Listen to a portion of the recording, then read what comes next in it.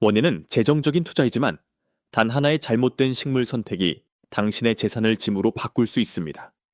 우리는 평범한 잡초에 대해 말하는 것이 아닙니다. 우리는 구조적 생태적 재앙에 대해 이야기하고 있습니다. 대형 매장에서 $20에 산 작은 관목 하나가 $15,000에 달하는 기초 공사 수리로 이어질 수 있습니다. 기초 수리 비용은 평균적으로 $4,500에서 $12,000 사이입니다. 침입성 뿌리 시스템이 주요 원인입니다. 그리고 이런 일은 루마니아에서도 발생합니다. 뿌리는 콘크리트의 미세한 균열을 찾아 들어가 확장되며 보도와 테라스 포장재를 들어 올립니다. 만약 점토 재질의 하수관을 사용하고 있다면 일부 공격적인 뿌리는 수분을 찾아낼 것입니다. 이들은 연결부를 통해 침투하며 막대한 비용을 초래합니다. 그리고 여기에 인건비까지 추가됩니다. 이 목록에 있는 일부 식물은 담장을 넘지 못하게 하기 위해 매달 10에서 20시간의 손 제초 작업이 필요합니다. 만약 이런 식물이 이웃의 마당으로 퍼지면 법적 분쟁 가능성과 함께 강제 제거 비용까지 부담할 수 있습니다. 구조적인 문제를 넘어 토양 건강도 고려해야 합니다. 어떤 식물은 알렐로파시, 얼렐로체미컬 특성을 가지고 있습니다. 즉, 주변 식물을 죽이는 독성 화학 물질을 토양에 방출합니다. 이런 식물을 심으면 토마토나 고추 같은 생산성 있는 작물은 꽃도 피우기 전에 시들어 죽게 됩니다. 이 영상은 당신을 위한 블랙리스트입니다. 주택 소유주와 소규모 농부에게 가장 위험한 10가지 식물을 소개합니다. 이론이 아니라 사실만 다룹니다. 나는 이 식물들을 어떻게 식별하는지, 어떤 정확한 피해를 주는지, 그리고 이미 토양에 있다면 어떤 화학적, 기계적 방법이 필요한지 보여줄 것입니다. 플라스틱 라벨의 예쁜 사진만 보고 더 이상 식물을 사지 마세요. 토양을 확인하고 뿌리 유형을 확인하고 이 목록을 참고하세요. 묘목장에서 이 식물들을 보면 떠나세요. 이미 마당에 있다면 삽을 준비하세요. 이제 첫 번째 재앙을 보겠습니다. 블랙리스트 1번은 영국 담쟁이 덩굴 아이비입니다. 고전적인 외형에 속지 마세요. 이것은 파괴적인 기생식물입니다.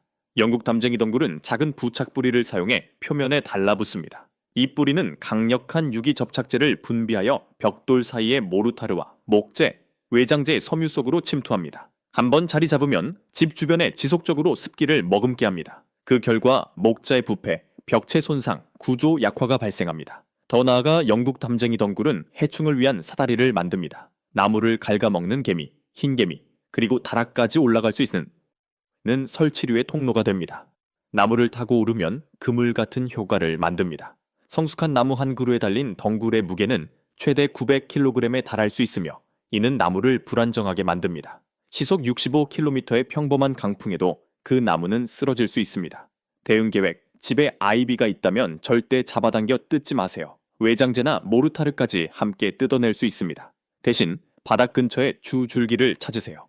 정원용 톱으로 덩굴을 약 15cm 길이로 잘라내세요. 이 절단은 영양분 흐름을 차단합니다. 3주에서 4주를 기다리세요. 아이비는 말라 죽고 접착력이 사라질 것입니다. 민트. 이것은 초보 정원사가 저지르는 가장 큰 실수입니다.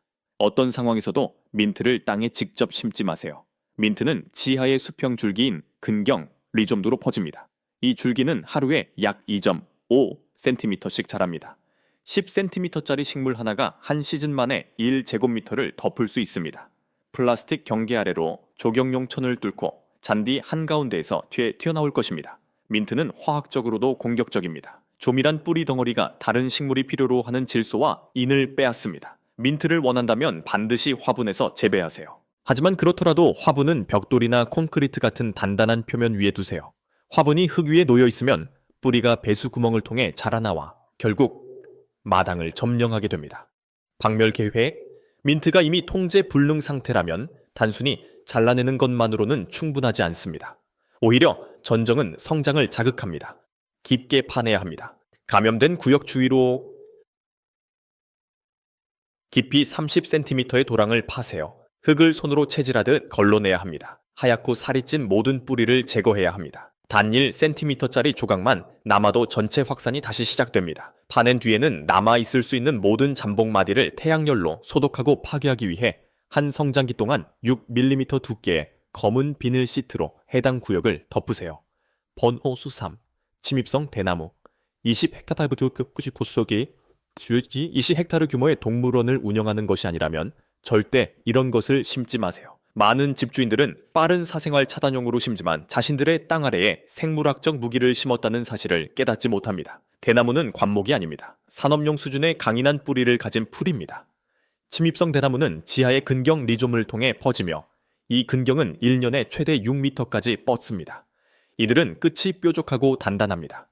이들은 장애물을 피해가지 않고 그대로 관통합니다. 나는 대나무 싹이 진입로에 10cm 두께 아스팔트를 뚫고 올라오고 수영장 콘크리트 슬래브를 갈라놓으며 정화조 배수장을 침범하는 것을 본 적이 있습니다. 이미 있다면 중장비 없이는 격리가 거의 불가능합니다. 그래도 반드시 심어야 한다면 지하 요새가 필요합니다. 최소 두께 30mm, 깊이 75cm부터 90cm까지의 고밀도 폴리에틸렌 뿌리 차단막을 설치해야 합니다. 차단막의 윗부분은 바깥쪽으로 기울어야 하며 뿌리가 닿으면 아래로가 아니라 위쪽 공기로 유도되어 말라 죽게 해야 합니다. 또한 새순이 차단막을 넘어오지 못하도록 찌면 위로 5cm 정도의 플라스틱 가장자리를 남겨두어야 합니다. 이 기준 중 하나라도 지키지 않으면 대나무는 탈출하고 당신의 부동산 가치는 급격히 하락할 것입니다. 번호 4. 천국나무 아일란투스. 이 나무는 아마도 가장 심각한 침입성 수종일 것입니다. 한 시즌에 최대 3m까지 자라며 목질이 약해 폭풍에 쉽게 부러지고 부수면 상한 땅콩이나 버터 같은 냄새가 납니다. 그러나 이것은 최악의 문제도 아닙니다. 이 나무는 점박이 등 불나방, 스포티드, 랜턴플라이 외 주요 숙주입니다. 이 침입성 해충은 포도원과 과수원을 파괴하며 많은 도시의 북동부와 중부 지역에서 큰 피해를 줍니다. 이 나무를 키운다는 것은 사실상 당신의 지역에 농업재앙을 초래하는 것입니다. 초보자처럼 단순히 전기톱으로 베어내는 실수를 하지 마세요. 천국나무는 막대한 에너지를 저장하는 거대한 뿌리 시스템을 가지고 있습니다. 줄기를 자르면 공황 반응을 일으킵니다.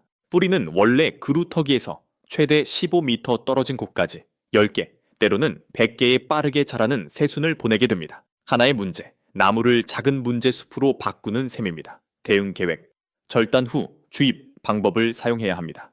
이는 나무가 겨울 저장을 위해 당분을 뿌리로 적극 이동시키는 8월부터 10월 사이 늦여름이나 초가을에 해야 합니다. 도끼를 사용해 줄기 둘레에 아래쪽으로 기울어진 베임을 만들고 각 베임 사이에 약 5cm의 껍질을 남기세요. 줄기를 완전히 둘러 베지 마십시오. 그리고 즉시 최대 60초 이내에 베임 부위에 고농도 제초제를 주입하세요. 41% 또는 54% 농도의 글리포세이트나 트리클로피르가 필요합니다. 희석하지 마세요. 나무는 다음 한 달 동안 독을 뿌리 끝과 말단까지 직접 펌프질하듯 보내게 됩니다. 다음 봄까지 더 이상 씨름할 필요가 없습니다. 완전히 죽은 것이 확인된 후에야 안전하게 베어낼 수 있습니다. 대부분의 사람들은 이 나무를 귀중한 목재나 견과를 위해 원합니다. 하지만 채소 재배를 하는 사람에게는 이것이 조용한 살인자입니다. 블랙 월넛 검은 호두나무정은 주글론이라는 화학 물질을 생성할 수 있습니다. 이 물질은 목재에만 있는 것이 아니라 잎잎이 나무 껍질, 호두 껍질, 그리고 무엇보다도 뿌리에 존재합니다. 주글론은 다른 식물들의 호흡을 억제하는 물질입니다. 이로 인해 이른바 호두나무 시드름 현상이 발생합니다. 토마토, 고추, 감자, 가지를 블랙 월넛 뿌리 범위 안에 심으면 약 30cm 정도 자란 뒤 노랗게 변하고 하룻밤 사이에 죽어버립니다. 파괴 구역은 나무의 수관 아래에만 국한되지 않습니다. 뿌리는 줄기에서 15m부터 25m까지 퍼집니다.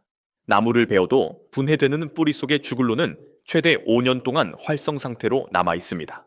대응 계획, 블랙 월넛이 있는 상태에서 채소밭을 원한다면 땅에 직접 심을 수 없습니다. 반드시 높은 두둑,기 상자형 화단을 만들어야 합니다. 이 두둑은 연못형 두꺼운 방수 비닐이나 전문 지오텍스타일을 이중으로 깔아 호두나무 뿌리가 깨끗한 토양으로 자라 올라오지 못하게 해야 합니다. 또한 블랙 월넛의 잎이나 우드칩을 절대 퇴비로 사용하지 마세요. 정원 전체를 독으로 오염시킵니다. 번호 6. 등나무, 위스테리아. 특히 중국 등나무와 일본 등나무. 이것들은 단순한 덩굴 식물이 아니라 무겁고 목질화된 괴물입니다. 성숙한 등나무는 수톤에 달하는 무게가 나갈 수 있으며 수명은 최대 100년입니다. 문제는 조여가며 자라는 성장 방식입니다. 무엇이든 감아 올라갑니다.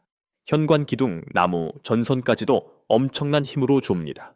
나는 10 곱하기 10cm 크기의 방부목 기둥을 짓눌러 부수고 무거운 강철 빔을 무너뜨리는 등나무 덩굴을 본 적이 있습니다. 장난이 아닙니다. 살아있는 나무를 타고 오르면 보아뱀처럼 나무를 감싸 혈관 조직을 막아 결국 안에서부터 썩어 죽게 만듭니다. 대응 계획. 보라색 꽃이 마음에 든다면 침입성이 없는 미국산 등나무, 특히 아메시스트 폴스 품종을 선택하세요. 성장 속도가 느리고 집을 파괴하지 않습니다. 이미 침입성 등나무가 있다면 7월과 1월에 연 2회 강전정을 해야 합니다. 완전히 제거하고 싶다면 아이비와 같은 그루터기 절단 후 약제 처리 방법을 사용하세요. 즉, 주줄기를 자른 직후 잘린 단면에 트리클로피르 25% 용액을 즉시 도포하십시오. 시속 50km를 넘는 어떤 폭풍이나 심지어 약한 얼음비 폭풍에도 이 나무는 말 그대로 두 동강이 납니다. 문제는 될까가 아니라 언제 일어날까입니다. 게다가 초봄에 꽃이 필 때 끔찍한 냄새를 풍기는데 흔히 썩은 생선 냄새에 비유됩니다. 또한 다른 배나무 품종들과 교배되어 길이 5cm에 달하는 목질 가시를 가진 야생후손을 만들어냈으며 이 가시는 트랙터 타이어까지 찢을 수 있습니다. 대응 계획, 집이나 진입로에서 9m 이내 브래드퍼드 배나무가 있다면 지금 당장 베어내세요.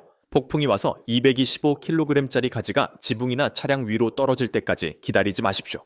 대부분의 수목 전문가는 가지치기가 아니라 완전 제거를 권장합니다. 목재가 너무 약해 보존 가치가 없기 때문입니다. 대신 층층나무, 도그우드나 이스턴 레드버드로 교체하세요. 이들은 봄에 같은 흰색 또는 분홍색 아름다움을 제공하면서도 목재가 강하고 먹을 수 있는 열매도 맺습니다. 일본 메자나무 드라실라는 단순한 가시 덤불 그 이상입니다. 코네티컷 대학교 연구에 따르면 메자나무 숲은 습한 미기후를 형성하여 검은 다리 진드기에게 이상적인 서식지가 됩니다. 메자나무가 있는 지역은 토종 관목 지역보다 라임병 보균 진드기가 60% 이상 더 많습니다. 아이나 반려동물이 있다면 오늘 당장 이 식물을 제거하세요. 버닝 부시, 이오니무스 역시 마찬가지로 위험합니다. 씨앗을 대량 생산하며 현재 수많은 숲을 황폐화시키고 있습니다. 토종 야생화와 참나무 묘목을 몰아내는 짙은 그늘을 만듭니다. 최종 박멸 전략, 절단 플러스 처리 방식, 이 목록의 모든 목본성 침입 식물에 적용되는 방법입니다. 절단, 관목 절단이나 큰 전지가위를 사용해 지면에서 약 5cm 위에서 자르세요. 화학 처리, 절단 후 5분 이내에 그루터기에 고농도 글리포세이트 또는 트리클로피르를 바르세요. 번짐을 막기 위해 스펀지 브러쉬를 사용하십시오. 시간이 지나면 상처가 봉합되어 약재가 뿌리에 도달하지 못합니다. 무화학 대안, 제초제를 쓰지 않겠다면 완전 차단 방식을 사용해야 합니다. 두꺼운 판지를 2겹 덮고 그 위에 목재칩 멀치 15cm를 깔아주세요. 그 상태로 12에서 18개월 그대로 두세요. 빛이 없으면 생명도 없습니다. 승자의 목록, 대신 무엇을 심을까? 자연과 싸우는 것을 멈추고 자연과 함께 일하세요. 이 10가지 문제, 식물을 성능 좋은 토종식물로 교체하십시오.